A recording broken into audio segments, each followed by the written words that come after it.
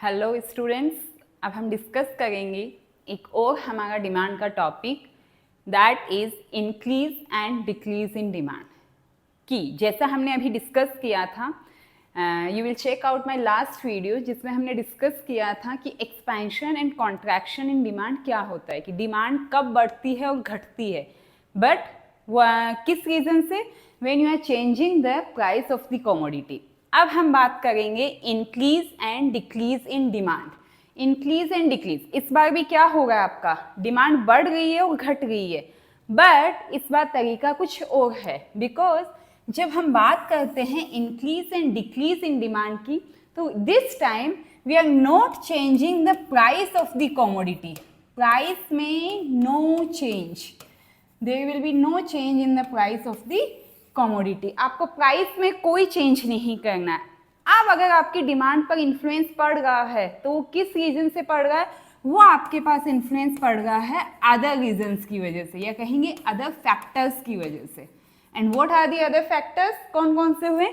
For example, आपकी income increase हो गई है, या हम कहेंगे आपका टेस्ट एंड प्रेफरेंस चेंज हो गया है, या रिलेटेड कमोडिटी रिलेटेड गुड्स की वजह से बोल सकते हैं हम, फ्यूचर एक्सपेक्टेशंस की वजह से बोल सकते हैं। तो दीज आर द रीजंस जो कि अदर देन प्राइस से कनेक्टेड है। उसकी वजह से जब आपकी कमोडिटी की प्राइसेस इंक्रीज और डिक्रीज होती है, that comes under increase and decrease in demand. तो इसको हम ग्राफिकली और टेबुलर फॉर्म में डिस्कस करते हैं। अब मानते हैं कि किसी कमोडिटी की, जैसा मैंने बोला, प्राइस में हमें कांस्टेंट ही रखना है, ठीक है। Price of the commodity and quantity demanded. किसी भी कमोडिटी की प्राइस 10 है, तब हम उस कमोडिटी की डिमांड कर रहे हैं 15। Again now my price is same, just wait for a second. ये देखिए, यहाँ कमोडिटी की प्राइस 10 है, when I am demanding 15 commodity, ये मेरा डिमांड कर्व हुआ। अब हम बात करते हैं increase and decrease in demand के लिए। Increase and decrease in demand की जब हम बात करेंगे, अगेन कमोडिटी की प्राइस में हमने कोई चेंज नहीं किया है, क्योंकि हमारा फर्स्ट रूल ही यही था कि इस बार हमें प्राइसेस को चेंज नहीं करना है। इस बार क्या चेंज करेंगे हम लोग? अदर फैक्टर्स को चेंज करेंगे। अदर फैक्टर्स में अपने आप को, आप लोग कंज्यूमर हैं, ठीक है, हम स्टूडेंट्स को जो पॉकेट मनी मिलती है, मान लेते हैं 500 रुपीज़ आपको पॉकेट मनी मिल रही है, सडनली आपकी पॉकेट मनी में आपके फादर ने इंक्रीमेंट कर दिया, आप भी खुश हो गए, ठीक है। अब खुश तो हुए, साथ में क्या हुआ, आपने उससे बाइंग भी अपनी एक्सटेंड कर दी है, ठीक है। तो यहाँ पर अगर हम बात करें, प्राइस में कोई चेंज हुआ क्या? प्राइस में कोई चेंज नहीं हुआ। मान लेते हैं पहले आप एक चॉकलेट बाई कर रहे थे, या फिर earlier you are used to buy 1 chocolate, but जैसे ही क्या हुआ, आपकी पॉकेट मनी इंक्रीज हुई, you started buying more and more. वही सेम केस आता है जब हम बात करते हैं इनकम की।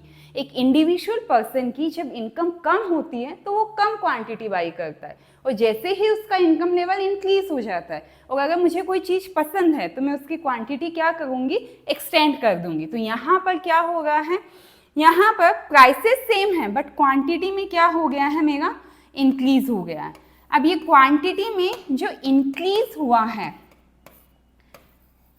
ये इंक्रीज किस रीजन की वजह से हुआ है? इनकम लेवल की वजह से। मान लेते हैं कि इनकम लेवल की वजह से मेरा क्वांटिटी इंक्रीज हुआ, तो यहाँ पर इस तरीके से अब सेम प्राइस पे मैं कितना कमोडिटी का डिमांड कर रही हूँ? मैं 20 डिमांड कर रही हूँ, okay. And this time this will be my new demand curve. तो हम जब इंक्रीज और डिक्रीज की बात करते हैं, तब डिमांड कर्व क्या हो जाता है? शिफ्ट हो जाता है डिमांड कर्व। अब यहाँ पर ये मेरा डिमांड कर्व कहाँ शिफ्ट हुआ है? राइटवर्ड शिफ्ट हुआ है, and this will be known as increase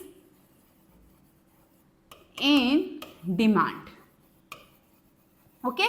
so what is this? Your demand is increasing. और किस रीजन से आपकी डिमांड इंक्रीज हो गई है? आपकी डिमांड के इंक्रीज होने के पीछे रीजन है कि आपका इनकम लेवल इंक्रीज हो गया है, ओके। एंड अब हम बात करते हैं डिक्रीज इन डिमांड की। डिक्रीज इन डिमांड की अगर हम बात करें, मान लेते हैं यहाँ पर हम एग्जाम्पल कंसिडर करते हैं टेस्ट एंड प्रेफरेंस का, ठीक है। अभी भी मार्केट से जो मैं एक कॉमोडिटी परचेज कर रही थी या एक चॉकलेट जो मैं परचेज कर रही थी अर्लियर, जिसको मैं 10 रुपीज में ही 15 यूनिट्स परचेज कर रही थी, but now I don't like the taste. अब मुझे बिल्कुल पसंद नहीं है। कहेंगे कि बहुत कम पसंद है, हाँ ले रही हूँ बट उतना इंटेंसिटी से मुझे पसंद नहीं है। तो वहाँ क्या करूँगी मैं, ऑटोमेटिकली उसकी बाइंग को मैंने क्या कर दिया है, कम कर दिया है। बिकॉज ह्यूमन बींग्स हैं, हम लोग बोर हो जाते हैं चीज़ों से, हमें चेंज चाहिए होता है, कुछ और चीज़ें हम ट्राई करना चाहते हैं। तो इसीलिए because of taste and preference मैंने कॉमोडिटी की डिमांड क्या कर दी है, कम कर दी है। That comes under decrease in demand.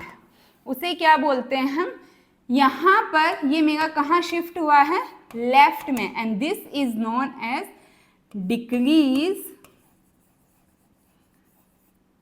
In demand.